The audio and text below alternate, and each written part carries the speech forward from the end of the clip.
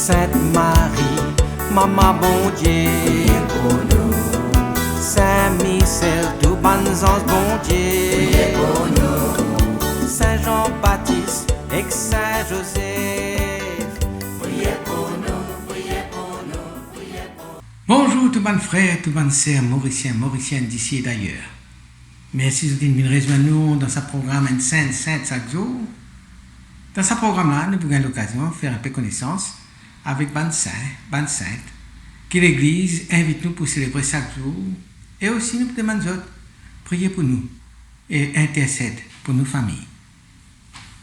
Aujourd'hui, 11 août, l'Église invite nous pour célébrer mémoire Sainte Claire d'Assise. Sainte Claire, les patronnes de la télévision, oui, en raison d'un miracle lié à la messe chrétienne trouvée à distance. Les patronnes ban couturières, ban brodeuses, les patronnes ban pauvres, ban malades, ban femmes contemplatives, et bien sûr, ban religieuse Clarisse, Lord Cliffin fondée. Alors nous profitons de l'occasion pour saluer ban Claire, ban Clara, ban Clarisse, ban Chiara. C'était une soir de 1240, alors que la ville d'Assise est menacée par la troupe musulmane, la troupe sarrasine. Sainte Claire est déjà gravement malade à l'époque. Et Banati Saoyeli, depuis dans l'eau, il a amené jusqu'à le Saint-Sacrement. Et là, il trappe Saint-Sacrement sur la main et il priait avec ferveur. Et tout d'un coup, l'ennemi finale. C'est une paix, une galopinale. Pas fini dans aucun combat, pas fini dans aucune violence. C'était un geste très simple, tout simple de la foi. Et avec ce petit geste de la foi-là, simple, la ville fin sauvée. Claire fut née en Assise en 1193 d'une famille noble et riche. Et l'époque-là était marquée par une forte inégalité sociale, par la guerre dans la ville, une église puissante mais parfois très mondaine, et surtout, c'est un vent de renouveau spirituel qui a commencé à émerger, surtout à travers figures comme Saint François d'Assise.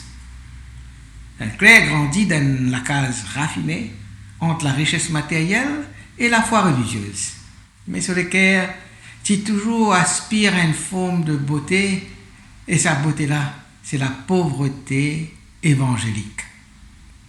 À 18 ans, l'état de Saint-François prêchait, et sur lequel commence à bouleverser. Alors il décide pour le renonce à sa famille, renonce à son rang, renonce à son héritage, pour suivre le Christ dans la pauvreté. Mais sa famille opposait farouchement, et parce qu'ils ont envie de marier. Alors, les sauvaient la nuit qui allait. Il a rejoint Saint-François dans cette église qu'on appelle Portioncule, et le couple se sévère, il abandonne sa robe de noblesse et il prend un habit de pauvre, il prend un habit de religieuse. Et là, il rentre dans la voie de radicalité évangélique.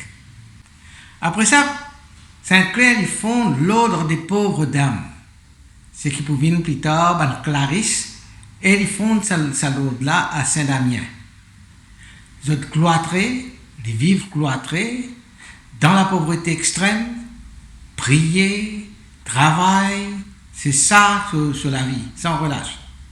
Il a insisté pour qu'ils, sur fondation religieuse, sur l'ordre, vivent des dons et les refusent, comment dire, accepter qu'ils étaient dans une possession pour eux-mêmes. Ce vœu de pauvreté radicale, même les papes pas trop d'accord avec ça, mais les tenaient bon. Le grand tournant de la vie, il est arrivé quand il fait le choix irréversible, pas qu'à retourner en arrière, pour quitter la richesse et les conforts pour les vivre de rien au service du Christ et des pauvres. Les ne voulaient ni pouvoir, les ne fait aucun compromis dans son bonne relation avec les uns et les autres, et ils la première femme qui peut écrire une règle de vie religieuse et qui vous approuvé par le pape. Donc, dans ce sens-là, Lévin, une réformatrice dans l'Église, une réformatrice très courageuse, très audacieuse, et même quand il est enfermé dans son monastère, il y a encore toujours une influence à l'extérieur, il y a encore toujours une sur l'impact à l'extérieur. L'étant clair, tu es gravement malade, donc si nous pouvons causer un miracle, un miracle sur vision de la messe là. C'est elle qui fait Lévin la patronne de la télévision. Alors, il est bien malade, gravement malade. Il est dans son monastère à San Damiano et il n'est pas capable d'assister à la messe. Un jour, il trouve la messe projetée l'eau sur miraille dans sa cellule, dans ce petit cellule qui est resté là.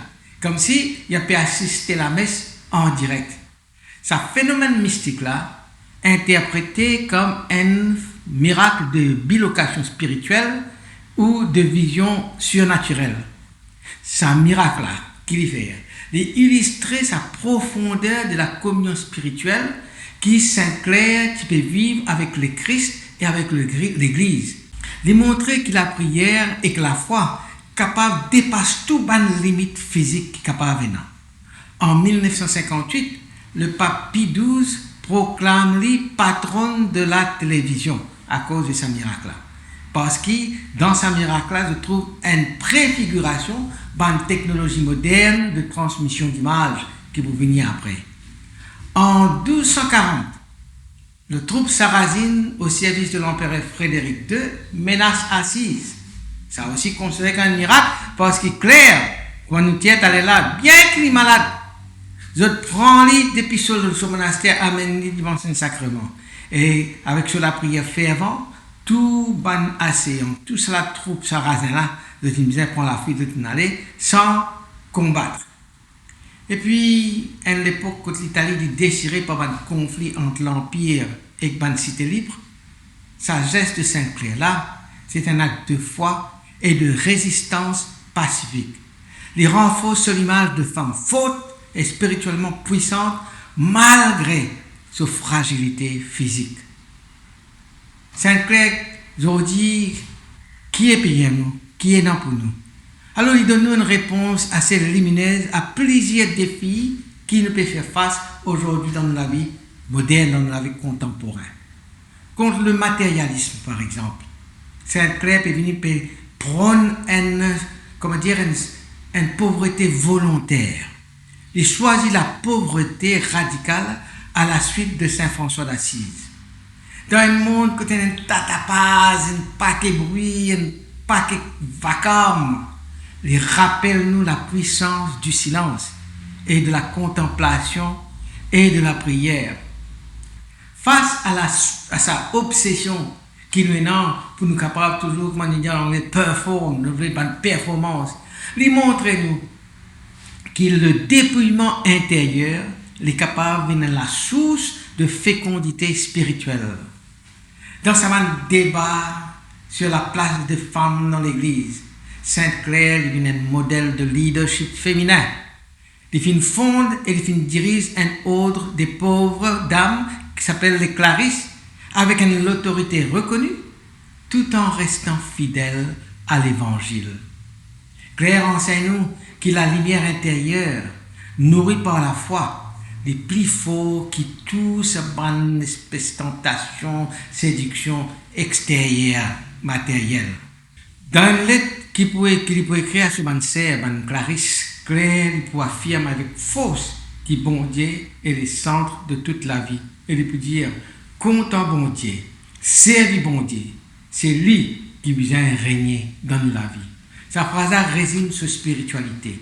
L'amour pour bon Dieu comme unique priorité, seule priorité, au-dessus de toute ambition ou bien tout attachement terrestre. Et puis, à un semaine qui est mourante, de vous dire, allez en toute sécurité, parce qu'il y a une bonne escorte pour le voyage. Il y a une bonne escorte qui peut escorter toi, puis accompagner toi pour le voyage. Claire avec une tendresse et avec la foi. Il accompagne spirituellement l'amour, qu'il comprend que ce n'est pas la fin en lui-même, mais c'est un passage vers l'amour éternel. C'est pour ça dire, va en toute sécurité, car tu as une bonne escorte pour le voyage. Et puis, il faut exhorter ce ban serre dans ce l'ordre, il faut encourager ban Clarisse, et il faut insister sur la fidélité dans une petite chose, dans la pauvreté et dans l'humilité, comme un chemin vers la gloire éternelle. Et il faut dire, sois fidèle jusqu'à la mort, et le Seigneur te donnera la couronne de vie. Reste fidèle jusqu'à la mort.